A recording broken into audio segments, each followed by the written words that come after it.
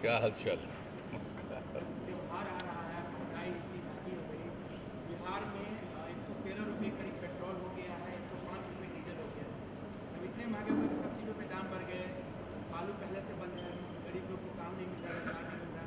कैसे देखते हैं इतनी महंगाई? इससे पहले कह रहे लोग कि देखे नहीं देखा। अब कोई यहाँ की बात तो नहीं ना है, पूरे देश की ना बात है।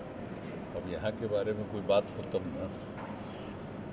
और जो भी अब पर्व त्यौहार है तो उस पर्व त्यौहार में तो लोग मनाते ही हैं, वो एक अलग विषय है।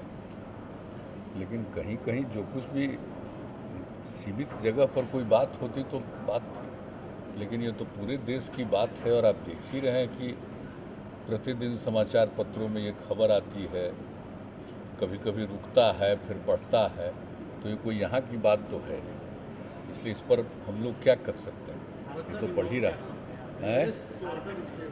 हाँ, नहीं वो तो अलग अलग जगह का अलग अलग कीमत है। वो तो आपको वो तो एक अलग चीज़ है, कहाँ किसकी कीमत होती है।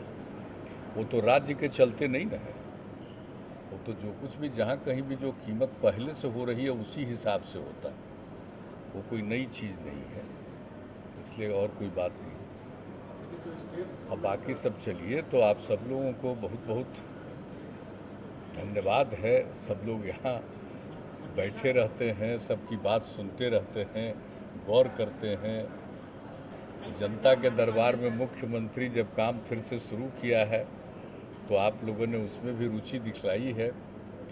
लोगों की समस्याओं को देखते हैं ना कि अब प्रतिदिन तो लोग बढ़ते जा रहे हैं। अब आने वालों की संख्या भी तो हम लोग तो अलाउ करते हैं कि 300 तक आए।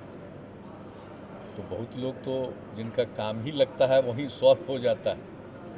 तो जो भी आ पाते हैं सबकी बात हम लोग सुनते हैं और ध्यान से देखने की कोशिश करते हैं, समस्या का हल हो।